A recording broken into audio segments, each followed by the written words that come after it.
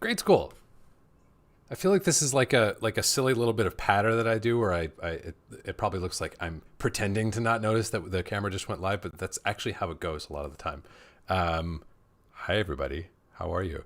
I realized that we just made the link for today's session public mere moments ago, so we'll see who finds their way in. Okay, cool. I see my people. I see my people finding their way into this link. So, yeah, hi everybody. Happy Friday. It's a good day today. It's a really fun grade school topic today. We're talking about color science. I love color science, in case you guys didn't know. I hope you enjoyed this week's video talking about color science. It's something I get asked about all the time, and it, of course, has led to some follow-up questions, some of which I hope to answer today.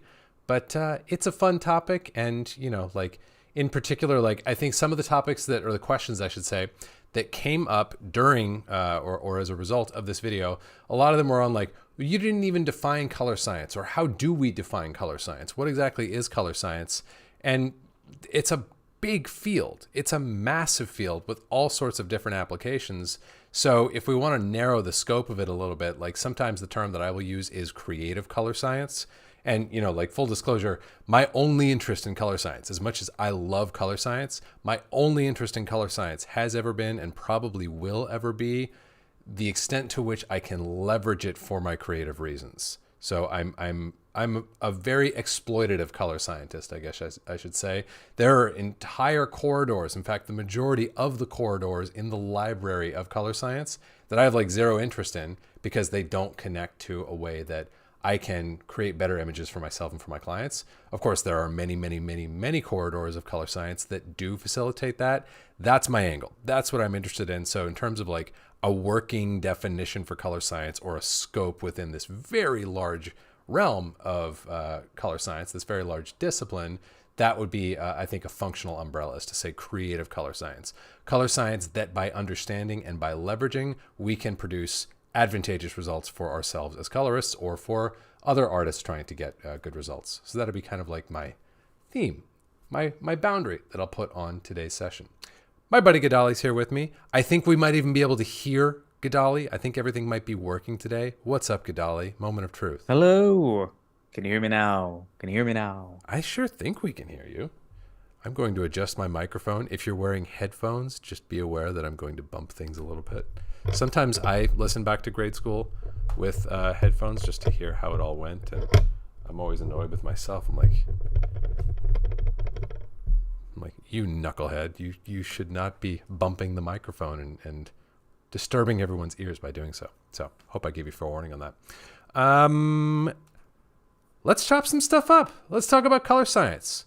I know we just all got into the room, so while I give everyone a chance to drop their questions in the chat, let us know what you want to talk about today, I will show you something fun that I just discovered like this morning, late last night, that is kind of a great example of just like what can happen by, you know, one of my big points of emphasis that I wanted to make in this week's video is that color science is something you can practice. Color science is something that you can simply be an enthusiast of. Yes, you can have a doctorate. You can have a degree that relates to the field of color science. You can be a professional with decades of experience. And in fact, those are some of my favorite people to talk to. I love talking to like, you know, big boy, big kid color scientists like that. But you can also just be interested in color science and be like, I wonder what that does, and just try to understand things better. And that's literally been my whole journey with color science, is trying to understand things better. Spoiler alert, I've received like no formal training. The closest thing that I've gotten to it is the privilege that I've had to be trained by some of the world's best motion imaging color scientists. But other than that, I've received no formal training.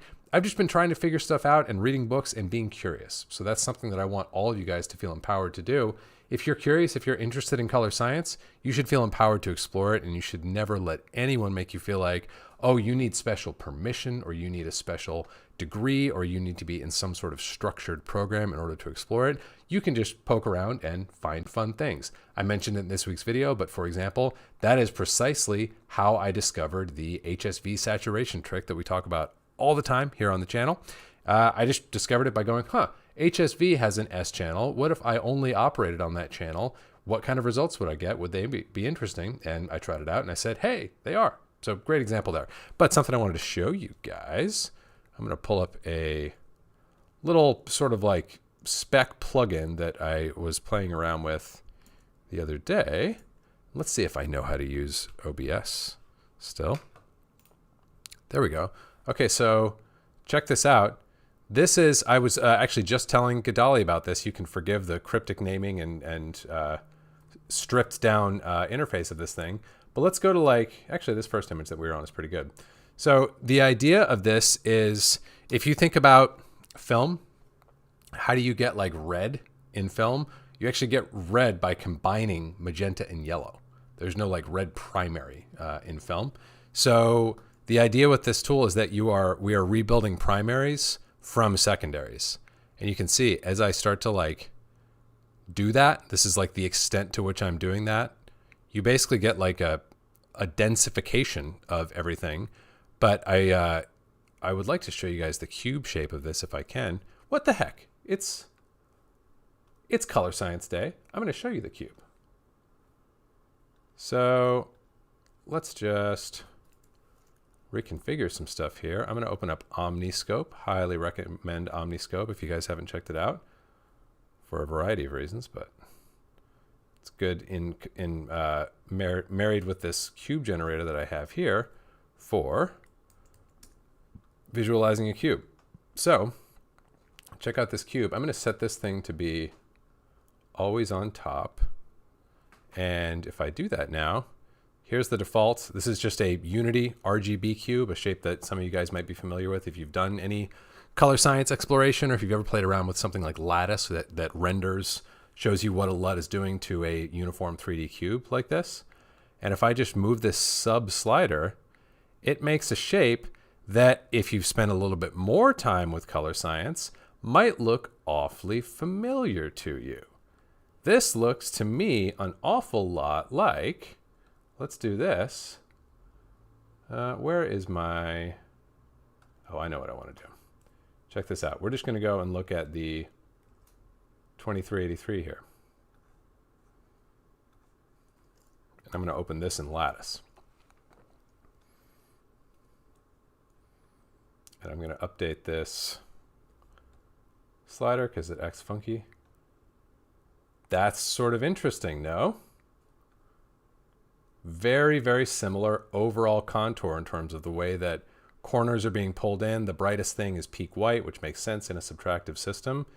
And this is something that just being totally honest with you, I naively stumbled into late last night, early this morning, trying to do something completely different, and just ended up seeing the shape do something interesting. And I just started playing around with the math and using a little bit of what I know about color science and playing with hypotheses, another cornerstone of science in any realm, and just being like, oh, well, what if I did that? And what if I did that? And then, really arriving at like, what if I rebuilt primaries using secondaries? And I arrived at this, and I think it does something really interesting to the cube shape as well as to the image itself. And if you were to use this as the foundation of a look, this could be pretty interesting because you're now essentially confining yourself to a sort of faux film gamut in a very clean, very simple way that's never going to break anything or cause problems. So wasn't planning on sharing that with you guys necessarily, but it just happened to come up organically in my own color science explorations. And I thought, hey, that's convenient. That times right out with today's theme. So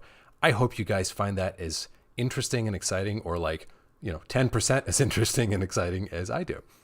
All right, let me try being quiet long enough to let some questions come in. We have any good questions coming in yet, Gadali? Yeah, we've got some things coming in. Let's see. BG11 is wondering, I have a legacy LUT from old software, Fuji LUT. It expects XYZ as an output and a D55 white point. Can I turn it into D65 Rec 709? So it sounds like it is delivering XYZ as its output with a D55 white point. Yes, you can. I think it's a matter of like knowing a little bit more about that, because that could be like XYZ could mean a few different things, but it could theoretically, like in the simplest definition, it could just be a matter of doing an XYZ to 709 transform. And I don't remember definitively off the top of my head. You would have to check me on this. XYZ here has a funky white point built right in. So like, let me just I'm going to give you a simple example for a second. If I go from, I don't know, like Airy Wide Gamut 3 to Rex 709 to make an arbitrary example here, my neutrals aren't going to shift. This is not like a correct transform to apply to this image, but I'm making it and I'm just pulling these two gamuts kind of at random, because if you look at neutrals like this wall back here, which is pretty close to neutral, that's not going to change. The white point isn't going to change because Rex 709 has a white point of D65 and Wide Gamut 3 has a white point of D65. Now in the case of XYZ, I think what we will see, okay, maybe it's assuming a D65 white point here, or maybe it's assuming like an equal energy white point. I'm not sure, in addition to needing to do a D55 to D65 chromatic adaptation, which you would want to do. So like roughly speaking, you could do something like this with your LUT. This would all be downstream of your LUT. So we'd say like, LUT here. Okay. And you would do something along these lines. You would say a standard illuminant of D55 and you'd want to explicitly call these things out. So if you're in XYZ and I have no idea what your gamma is, it could be gamma 26, it could be linear. But if you're in XYZ linear, then you would go D55 to D65. And of course, this isn't going to look right on this image because I'm lying about the image that I'm feeding into this thing, but this would work in your scenario. So we would say WP for white point. And then over here is where you would do your XYZ linear to Rex 709 gamma 24 conversion, for example. Again, going to look insane because I'm applying this to an image that doesn't at all meet the parameters that I'm describing here. And you may also need to look at like the other question that you need to answer is like, well, what is the dynamic range? If it's a traditional film LUT, it probably doesn't need tone mapping. It's probably already in a 0 to 1 scale. It's already been tone mapped from like a scene state. So you probably don't need any tone mapping at all. And you probably would want gamut mapping because of course XYZ is larger than 7 or 9. So that would be a rough prescription for you. The main thing to like do your research and look into would be to find out, is there an implicit, or what is the implicit white point of what Resolve calls the CIE XYZ color space? Is that D65? Is that illuminant E for equal energy? What is that implicit white point? Because then you've got to deal with two white points. You've got the burned in white point of the output, but you've also got what Resolve is going to assume is the white point when you say XYZ over here. So it's kind of complex and you'd have to do a little trial and error, a little further research, but you could definitely, the short answer to your question, could I do this? Absolutely. And in order to do so, you would just need to experiment and do a little bit more research.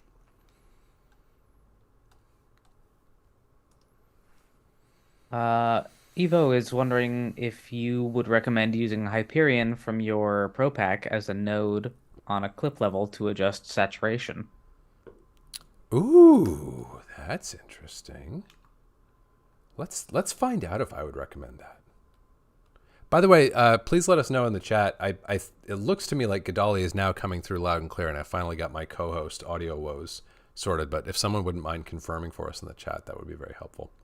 We did hear earlier that I'm sounding crispy today. Oh, crispy. There's a Gadali. You're a fellow Angelino. Are you familiar with the very strange chain of restaurants here in Los Angeles called Jollibee? I don't think I am. I mean, I don't know when the last time I saw one is. There used to be one in my old neighborhood many years ago when I lived on the east side. But Jollibee would have these sort of like, I have to assume intentionally broken English like menu items. So they would have like the first item on the menu was the juicy yum burger, for example. And the second item on the menu, which is what you made me think of just now with your endorsement of sounding crispy. The second item on the menu was crispy chicken joy. And what's funny is I never actually went to this restaurant for all the years of laughing at the menu items, but some great names. Good job, Jollibee. If Jollibee is a fan of color grading and you're watching Grade School today, you guys are doing a great job with naming your food. And if the food is half as good as those names, then it's delicious. You guys are crushing it. This episode brought to you by Jollibee. Okay, Hyperion in clip level for adjusting saturation. I mean, here's the cool thing, guys. I would say, like, when I look at this, yeah, like it's doing some obvious and some not so obvious things. Like, probably the more obvious thing would be the subtle bump that we're getting in lower to mid saturations like skin, but you're also getting like a drop in the saturation of like these reds here. And the fun thing about these tools or about these LUTs is that they're doing stuff cleanly and simply enough that, like, yeah, if you feel like it has a flavor you like, but it's not suited to your entire scene or project, and you just want to drop that flavor into a given shot, yeah, absolutely. There's no downside to that at all. The only thing I would say that is always a fun exercise, this doesn't just go for like, oh, should I just apply a Hyperion to this one clip? Pretty much any time you notice yourself making an adjustment for the second or third time, or dropping a LUT onto the second or third clip in a scene or in a project, anytime you start to pick up on that pattern, such a great reflex to develop. I think we've talked about this before. Such a great reflex to develop to go, what if? Is this something that might be a global ingredient? And instead of thinking of that as like, I remember years ago, I used to think of like macro ingredients like that as kind of a handcuff of like, yeah, but once you put it on there, then you're stuck with it on every shot. And isn't that kind of a drag? And wouldn't you rather be more localized and targeted? But if you can find something that works, it's actually a benefit, because in the words of the Big Lebowski, those things tie the room together. They really make the images feel like they belong together. So I learned years ago to stop avoiding macro level, to stop like, come on, don't paint it all with one brush, was kind of my attitude back then. I learned to shift that attitude to like, well, actually, if you can find something that serves all the images, anytime you can find that, that is a value add in and of itself, because it is going to cohere your footage together. It's going to give you a bit more tolerance so that you don't have to nail things like your balance quite as tightly, because you're going to be living within a well-defined kind of realm. So short answer, yeah, you could totally apply it at the clip level. Interesting side note, as I said, would just be to consider whether you're talking about Hyperion on one shot or any other adjustment on any shot. Is this something that I'm seeing a pattern with that would make me explore applying it across the board, either to the entire project or to even an entire scene? All right. Feder is wondering how the vector scope in Resolve calculates saturation. Is it an HSL algorithm? You know, that's a good question, and I don't actually know. That would be my guess. Yeah, that it's just a naive HSL, or, you know, like some sort of, it is definitely geometrical in nature. It's not doing anything perceptual to determine like hue angle or anything like that. It's really just looking at geometry and calculating like, okay, based on the relationship between this between the red, green, and blue components of this pixel, what hue angle and what intensity or saturation does that patch effectively have in this sort of like generic geometrical cylinder space, where your vertical axis is luminance, your circumference is hue, and your distance from the center of that cylinder is your chroma, or your saturation, or your intensity. So it's something geometrical in nature, which HSL is. You could also do it with like kind of a generic, like what I've sometimes called a YCH scheme. I don't actually know what the explicit math is in the case of Resolve, but I certainly tell you that it's geometrical and not doesn't have any perceptual weighting to it. So that's the most I know. Now you've got me curious. I'm going to look into that. All right. Question from Zechen. Does color science in cameras affect colorists at all? And is there a noticeable difference between 12-bit log or 16-bit linear versus 10-bit log in camera recording? Yeah, so some really good questions there. So does the color science in cameras affect colorists at all? Yes, it does. The challenge is that, as is so often the case with color science, it affects us in ways we don't know. It affects us in ways that aren't so obvious. I've I'll relate this to my quote that I invoke often here on the channel from my colorist buddy, who says, everything looks good until you see something better. And that simple fact is the reason why I graded for like a year when I first started color grading, display referred, and just slamming wheels in opposite directions until I got something serviceable. And I didn't realize how bad it looked because I hadn't seen anything better. Once I did see something better, I couldn't unsee it and I couldn't go back to the way I had gone. So similarly, like with camera color science, a lot of that is a black box to us. A lot of it is opaque to us. But I can tell you, it's something that I've just picked up from working as a colorist. I don't know all the color science that's going on in like an Alexa 35 versus a Red, for example. But I do know it's different. I do know there's internal stuff happening before that image gets laid down onto the internal recording media that is changing what's captured. And I do know that generally speaking, even though I very rarely get the opportunity to compare side by side, same image, same scene shot on camera A versus camera B, in the net, the color science in like the Alexa cameras feels better, feels more organic. It feels like it's got a more natural like desaturation as you approach peak white than in something like a Red. Part of that is to do with pipeline and, like designing a good pipeline like we talk about so much here on the channel. But yeah, that color science affects not only colorists, but everyone that we work with. And really the way it affects us, hopefully in an ideal situation, let's just put this in a total abstract. Let's say camera A has decent color science, camera B has really good color science. So if you're grading a project shot on camera A versus that same project shot on camera B, what you're going to do if you have a well-trained eye, if you have a critical eye and you're looking for value adds, is hopefully you're at least going to notice those markers of differentiation between camera A and camera B. You might notice that like, oh wow, the highlights, this is just an opinion, but like you could say like, oh, the highlights feel a little saturated across the board to my taste, and I really would like to bleach those a little bit more. Something that maybe camera B does for you right out of the box, if we believe that that's an aesthetic preference or advantage that we want. So in an ideal world, you notice that in camera A and you deploy tools to handle that in some kind of way. I think that's the way that it directly affects colorists. And in the larger picture, that of course affects the end reproduction of the image. It affects all of the creative stakeholders in the process. So yes, camera color science does affect us, sometimes in ways we don't notice or know, hopefully in ways that we can be at least semi-conscious of and, like collaborate with to get the best possible result. And then in terms of like linear versus log encoding,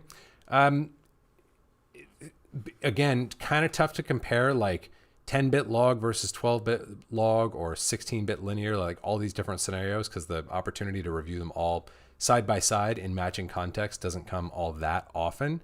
However, I can tell you that we've already talked a little bit today about saturation, and we talk about it a lot here on the channel. Just one narrow example of where bit depth can make a big difference.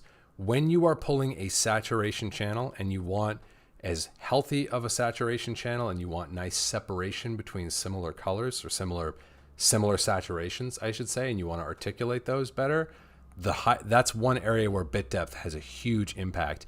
Even on an Alexa that like, if you give me like decent bit depth log Alexa versus very high bit depth linear Alexa, I can get a healthier saturation channel out of the latter scenario. So that's one example where, yeah, if you give me the choice, I'll definitely take the highest bit depth and the linear form of the image if I can get it. But if I don't get that, it's kind of the same thing we're talking about. It's like, I don't really know what I don't know. I don't know what I'm missing. So you simply work with what you have and hopefully you achieve best possible result, even though there might be some other form of this image in some other parallel universe that might have given you some better characteristics to work with. A couple related questions. Simone asks, for those new to color science, what do you think are the basic mathematical concepts to begin to understand the fundamentals of digital images? And Yassine is wondering, is there a good resource to learn the basic math behind color science? Yeah, these are some good questions, and I think about this a lot because like I feel like especially at the beginning, once you start to find your way into color science, like if we think of color science as like, I don't know, this is a silly analogy, and it's not going to be good because it's not food or cars, and food and cars are like my sweet spots for analogies. Right now, I've got a medieval village in mind with a big outer wall going around it. This medieval village is color science. And at the beginning, if you want to be a citizen of this village, you just need to find a way in, right? You're like, okay, am I going to go in through the front gate? Am I going to go in through this side? Am I going to go over the gate? Am I going to dig underneath? Like, what's going to be my way in? And once I get in, where will that entry point land me within the village, right? Once you find your way in, you can go, oh, I'm here. That looks kind of interesting. I want to go over there. Or I want to go over there. Or now that I'm here, I want to go there. Once you're in color science, you can kind of like start to learn and pick up things as you go. The toughest part often is that initial step of like, how do you get into color science?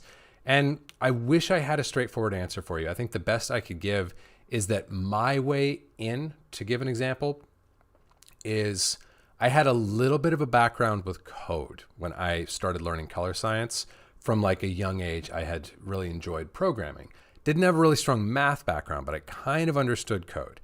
So that was my way in, was just starting to look at how can I understand color science through code. And that's where I, started to pick up DCTL and, like looking and picking up math. So my way in was like programming, which kind of like forced me to get a little bit more functional with math. And once I got a little more functional with math, I was able to look at like the well-published math that's out there for example, what is the math to get into HSV, which we talk about here on the channel all the time? What are the mathematics that I have to, what math do I have to apply to my red, green, and blue pixels to get my image into an HSV color space? And what math do I have to apply to those HSV pixels to get back into RGB? That was kind of my way in. That was my first few steps. Like, oh, programming. Oh, math. Oh, color models. Now I can start to use the math and the programming that I've brushed up on to build transformations in and out of different color models. And then from there, I was able to start thinking more creatively, like we do here on the channel. Like, okay, let's just continue with this arbitrary example of building out a DCTL or a script that would let me move into HSV, which, by the way, you can do in Resolve. That doesn't mean that it's a waste of time to do things you can already do in Resolve. In fact, the first few years of my color science adventures was me doing things by hand with math that I already could have done simple, like full well with Resolve, but I was learning how to do those things myself by doing it that way. So I've built this thing that lets me get into HSV. And now I'm in a realm where I'm like, oh, okay, what can I do? I can play with the gamma of my S channel. I can play with the gain of my S channel, or I can start to draw curves. That was like maybe my next step in the color science highway of like, how can I use math to draw shapes that I find advantageous and to exert more control over the curves that I draw than I can by freehanding things. So that was like another stop on my journey. So I'm giving you guys a series of like very arbitrary examples of ways in and topics of interest that I started looking at when I began learning color science that, even in those first few steps that I just gave you, those were enough for me to be like, okay, now I'm no longer wondering, how do I get in? I'm wondering, oh my God, which way do I go?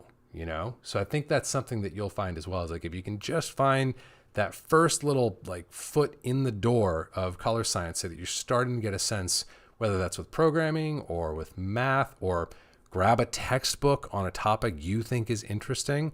It's going to feel totally foreign and overwhelming at first, but if you can just kind of start to get a fingernail into the wall that you're trying to climb, from there it starts to get easier because you have enough vantage and enough of a foundation or a wherewithal to start going, cool, what else is there? What else could I begin to learn? And once you know something you want to learn, it gets easy. Like I can tell you, for example, maybe a year into my journey with color science, I start going, I really would like to better understand gamut mapping. I understand what it is in principle, but I would like to understand it on a more granular level so that I could actually implement it. Well, now I can Google gamut mapping and I can go buy books on gamut mapping, and it's not that difficult once you have a field you want to get into. The toughest part is at the beginning when you're like, I know I'd like to get more involved in color science. I know I'm interested in, but I don't know where to start. That's the trickiest part, but hopefully that gives you some ideas of where you might start. And once you do, it gets easier to figure out where to go from there. Uh, let's see. Nathan is wondering, does using multiple color models in a grade cause any detrimental effects? Should we try and minimize the amount of color models, or is it open season? Ooh, good question. Does using multiple color models cause any detriment to the grade? Not if they're good color models. The only thing I would say is, like my premise from the Colorist Ten Commandments still holds. So simplicity beats complexity. So if you don't need to go in and out of 3 color models, then you shouldn't. Not because it's doing bad things to your image, but more like because it's doing bad things to you and to your process. If you can do it more simply, that's going to be better for you, better for your process, better for your collaborators, and better for the efficiency of and the quality of your end result. But setting those things aside, those principles aside, mathematically, no. Like, if we do, like if I go from like, just to kind of sketch it out here, if we do, simple example here, we've already talked about HSV, so let's stick with that. Let's just say we're going to go from DaVinci Wide Gamut Intermediate to HSV, like so. And then I'm just going to go over here. Man, I can't wait until the new Resolve comes out of beta so that flip functionality in the color space transform is available to me, because that thing's awesome. But if I do this right here, the net of this, it's not close to 0. It is truly 0. Nothing has changed. These images are no worse, or these pixels rather, are no worse for the wear. They are truly identical to one another before versus after. And if we want to get really geeky, like here's some other fun, like it's another random example of how color science can be leveraged to support us. I'm using, again, kind of like image math here. I want to test that assumption. I want to find out, are these images truly identical? So I'm going to create a layer mixer here. The bottom layer, and remember, layers are inverted in Resolve. So when I say bottom, I mean bottom in terms of visual priority, not bottom in terms of like visual orientation in the node graph. Bottom image is my image having gone into HSV and then being converted right back into DaVinci Wide Gamut. Top image is just the original without having gone on that round trip journey. And if I set my composite mode to difference is very simple math. One of the reasons that I love the layer mixer is a lot of these modes here are just straight up math, and the math is exactly what they're called. So add means add. Difference means subtract. In fact, it's the same thing as subtract. So if we look at the difference between these two things, let's see what we see. Nothing, because when I subtract the overlapping pixels here, if the pixels are identical and I subtract it from itself, what do I get? If I have a triplet of 1, 0, 0, what's a triplet of 1, 0, 0? That's pure red, right? And I subtract 1 from the red, 0 from the green, 0 from the blue. What am I left with? 0, 0, 0, right? Which is black. So this is another good example of something that many of us are familiar with if you come from an editorial or an offline or an online background for that matter. But you can use layer modes as a way of mathematically manipulating your image or mathematically evaluating your image, with this being a great example of like, hey, subtract this from that and let's see if I can identify anything in the signal. If there's anything in the signal, then there's something that's not truly neutral about this round trip. If there's nothing in this signal, this round trip must be neutral. It absolutely has to be neutral. So if we imagine, okay, well, what if we do this 3 times? What if we do it into different models? Any good model has a symmetrical forward and inverse function so that the net of the round trip is truly 0. So no mathematical, no image quality reasons not to go in and out of as many color models as you like to in a grade. Boy, that was a long answer, but I hope that's helpful. I'm going to combine a couple questions here. One from Ahmed. Does color science help us fix badly shot footage? Do we actually need to know color science to fix these problems? Yeah, I'm really glad this came up. Does color science help us fix bad footage? Absolutely. So we have this one handy. This is a great example. We've done this example on this shot here on the channel before. But this is a shot where we have a wildly imbalanced triplet, right? Our red is just screaming hot, clipping out, massively blown out. And our green and our blue are quite anemic, especially the green. There is just not much green in this image, right? So actually this relates back to, I think there was a question this week about the RGB mixer that I wanted to get back to, but this will maybe partially answer it. If we think about an RGB mixer, the RGB mixer, like I've given the example here on this channel, like I said, I've shown how in the hell are we going to clean this thing up when we've got this much of a broken or a problematic shot. And what did we end up doing? We used an RGB mixer in linear. Well, that nets us a much better result than if we were to do things some other way. See how we were able to like fairly quickly just pull in our red. And if I want to get a healthier green, I can pull some of my red channel and pump it into my green. And I can do the same thing with my blue. And the idea with these is that if I were just to try to use my primaries to do this, if I were to use the normal approach of like gain or offset in log, well, the problem is it's going to be really hard for me to tame in those high red values enough without the image getting totally dark. And the other problem is if I'm trying to get more green or blue into the image, those channels are so weak that it's just going to get noisy. You see how even look at these highlights, they're just pinned up there. They're really not moving or they are moving, but like not in a good sort of relationship with the rest of the image. So like doing traditional balancing on an image like this doesn't work.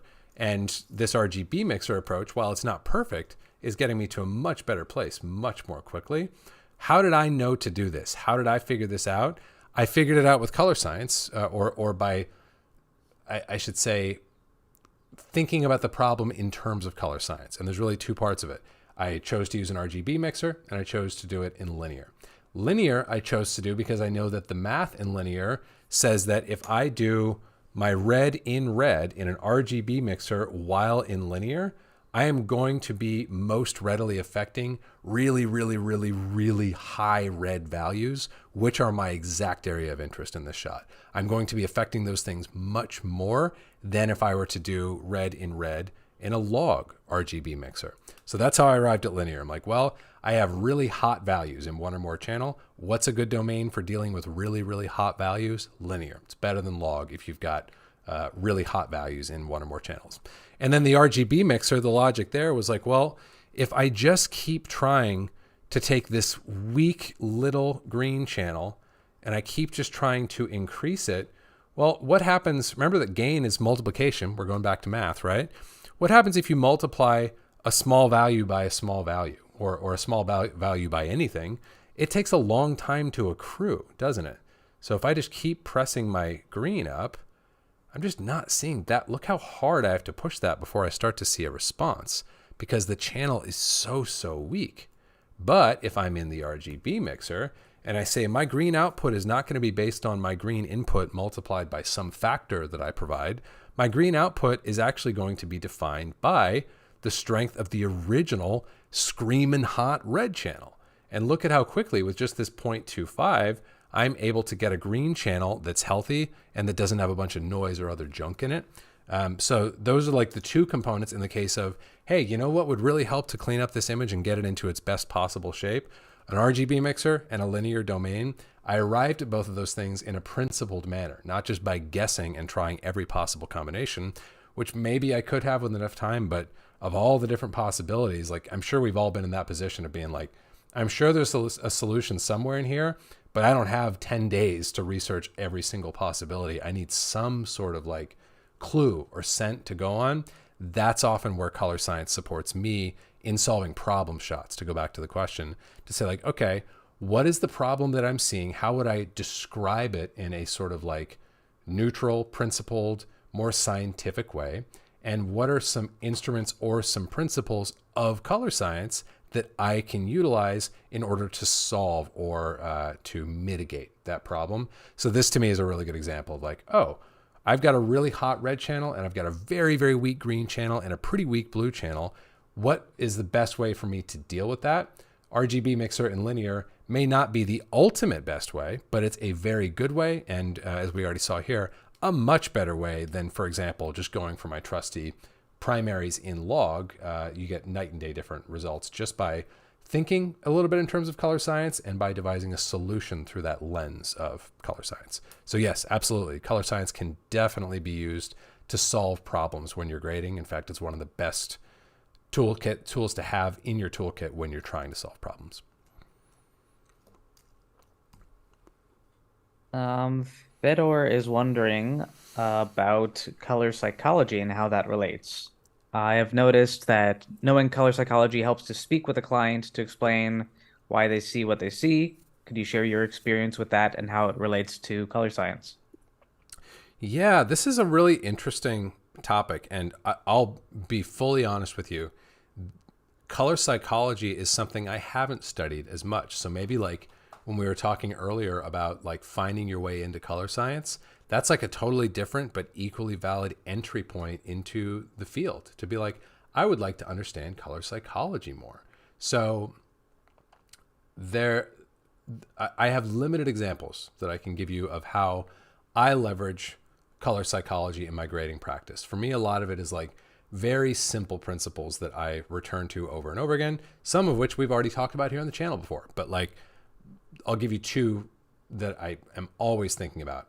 One of those would be like, because of the nature of our the way that we perceive color, you know, like we talk a lot about like split tone schemes here on the channel. One of the reasons those work is because they make depth.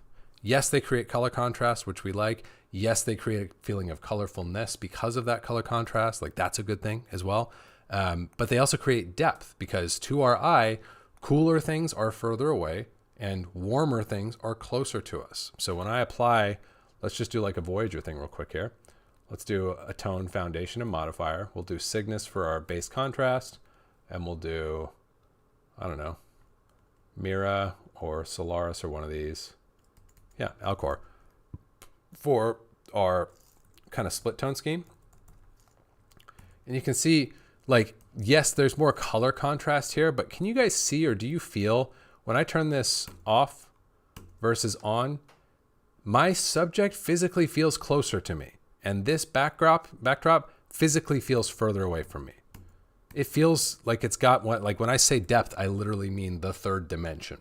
So that's one color psychology principle that I think about all the time.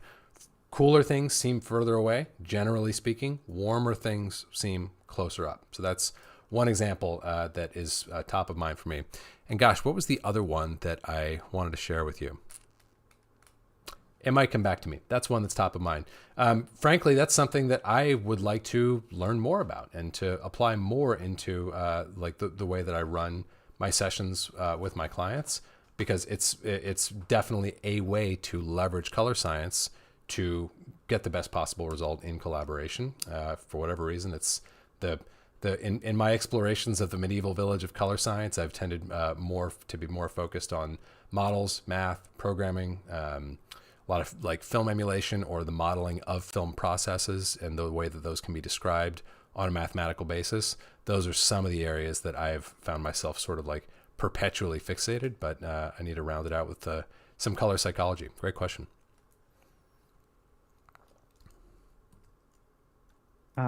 Jordan is asking, could you mention a bit about the 6P Baylor University project and how you currently use the YXY color space in your work? Oh, sure. So the 6P project, I'm not sure I've talked about this much on the channel. This is a really exciting company who I consult for. 6P stands for 6 primaries. And the idea behind 6P is that, zoom out for a second, I'll give you a little bit of context. If we look at display technology and we look at, okay, how is display technology going to evolve in the next year, 5 years, 10 years? Is it going to get brighter? Do we need brighter displays? You might hear different answers from different people. My firm answer would be absolutely not. I think we've got way more brightness than we need today for displays. So HDR, do we need 10,000 nit displays? I don't think so. I don't think that's something that there's appetite in the market for. I think we have hit the ceiling of really what there is demand or necessity for in terms of dynamic range of a display. So that's out, right? That's not necessarily a growth area. Okay, what about resolution? Well, we've heard my friend Steve Yedlin talk about the diminishing returns of even 4K versus 2K. And I think most of us could agree at this point that we've seen the 8K tide kind of like crest and then roll back. I don't think there's been like mass adoption for similar reasons to what Steve talks about with 4K versus 2K. It's like, what's the difference? Like HD versus SD. I'm old enough to remember that. That was a big deal. That made a huge perceptual difference. 4K from 2K, not so much. 8K from 4K, it's like, to my eye, I don't see the value prop, and I think that that's the case for a lot of us. So that's another like direction of growth for displays. We're like, okay, are we going to have 16K displays? I don't know exactly what that benefit would be. I think the benefit is would be tough to argue at that point. So what's left? How are displays going to evolve? Or do we just feel displays are good? They don't need to evolve at all. That could be valid as well. But what's left, if we do feel like there's room for displays to grow further, is color volume. Right now, the largest color volume that a display can fully reproduce is P3. Everyone loves to talk about Rec 2020, but the fact is that no display can hit Rec 2020. Everyone says, oh, I can hit Rec 2020, but they can only hit some portion of Rec 2020. And you guys have heard me use this analogy before. Now we're back in my analogy sweet spot because this is about vehicles. Saying I can hit 79% of Rec 2020 is sort of like saying, you're not going to believe what I accomplished today. I got on my motorcycle and I jumped 79% of the way over the Grand Canyon. What does that matter? You died.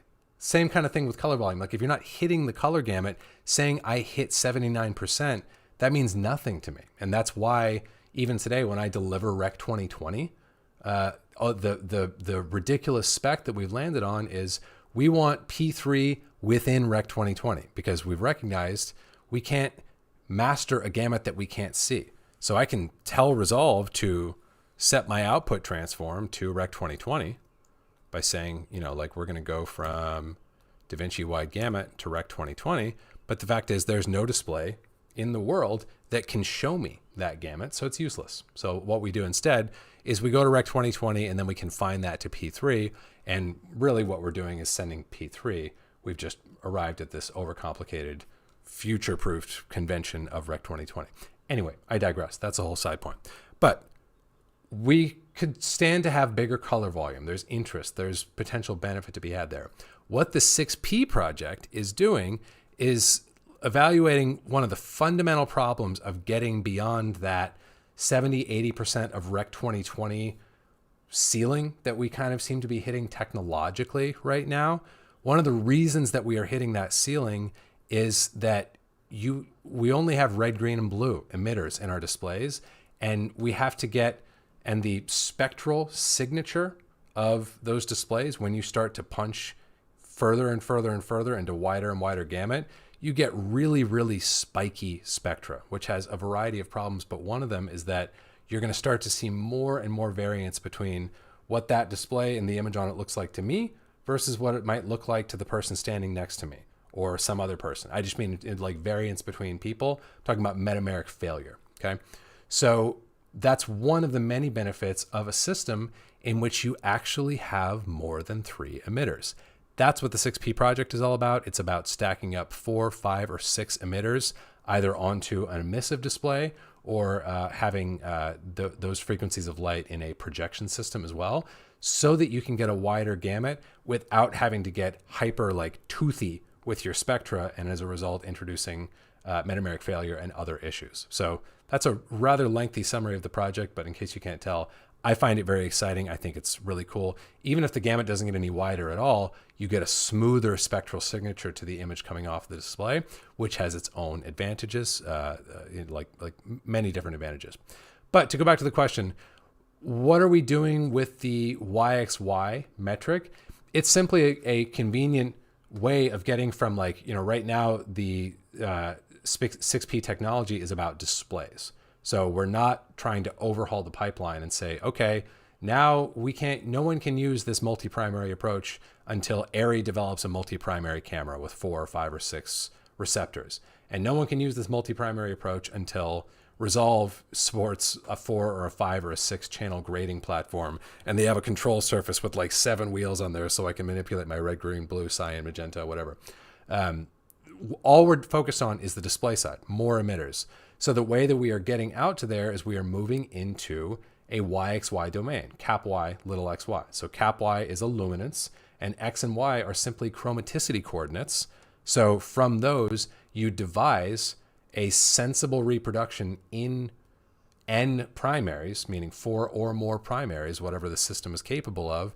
You build a reproduction and a intensity for each of those primaries from that YXY encoding. So it's a way of getting out in a colorimetric and sort of neutral, sensible way into a domain from which you can say, hey, I need to produce n primaries from this YXY, and you can prioritize for different goals. You can prioritize for peak luminance. You can prioritize for maximum color volume. You can prioritize for minimizing metameric failure. There's all kinds of different ways you can prioritize that recipe, but that's the idea behind the YXY vehicle. Is it's an agnostic colorimetric vehicle that allows you to push color in a multi-primary scenario in a sensible, stable way that doesn't require overhauling current systems, because it is still just 3 channels. Whew, I talked about that for a minute. I'm very excited about it, as I said, in case you can't tell. It is exciting. Praveen is wondering about your thoughts on color science and AI. A little open-ended, but Yeah. what's the deal? What's the deal with color science and AI? I'll put it to you this way. Where AI touches color science, I feel like it's my kind of take here is similar to the way AI touches everything else. 2 things. This is a good thing to wrap on. 2 things. First of all, can AI advance color science or do interesting things in color science? Maybe, but it's kind of like I've done. I might have talked about this even on the show before, but when you hear like, wow, isn't it amazing that AI made the perfect mashup of, like the Rolling Stones and like Snoop Dogg? Isn't that cool that they made a song that this AI made a song that's a perfect mashup of those things? I don't know if that's happened. If it has, someone send it to me. I'm just pulling that example out of a hat. But it's like, isn't that cool? I'm like, well, yes, that is interesting. But if there's a couple caveats there. First of all, we needed Snoop Dogg and the Rolling Stones in order for the AI to do its thing. Second of all, if the AI doing that is putting Snoop Dogg's ability to make money as an artist or the Rolling Stones' ability to earn money as artists at hazard, then it is eating the very resource which it needs in order to function. So there's kind of a problem with that. So if all AI can do is sort of like reconstitute resources that humans have to generate, and by producing the product that it does, it threatens our ability to produce those resources, that's not a winning strategy. Okay, so that's kind of number one. And the second thing I would say is the biggest challenge with AI is like, I'll give you this example. You contemplate a lot like, okay, what applications could AI have? Could AI have applications in the judicial system, for example? We have like judicial systems are horribly problematic in, like everywhere in the world. Humans suck. Humans have biases. There's all kinds of problems in the way that we punish criminals and the way that we punish crime, like everywhere in the world. Could we have a perfectly just AI? Maybe. But even if we imagine that system for a moment, what we would not have, at least with any current vision of AI, is an AI that could tell us, yeah, but why did you sentence that person to death? It can't tell us that. It just has it has a set of like criteria that it has learned, but it has no more insight into the function of its brain than we do. So in the same way that like when AI, when the Google Go, I think Google Alpha, the Go AI like won at Go and started beating the world's best Go players way before we thought that was possible. That was so exciting. But the Go AI could not tell you why it made the moves that it made.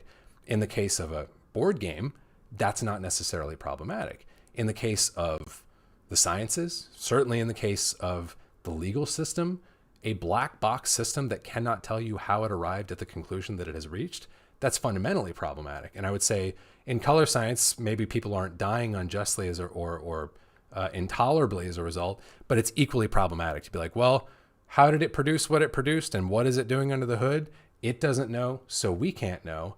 I think that's problematic for the field of color science. So those would be my two long answers that hopefully convey a little bit of my skepticism about AI.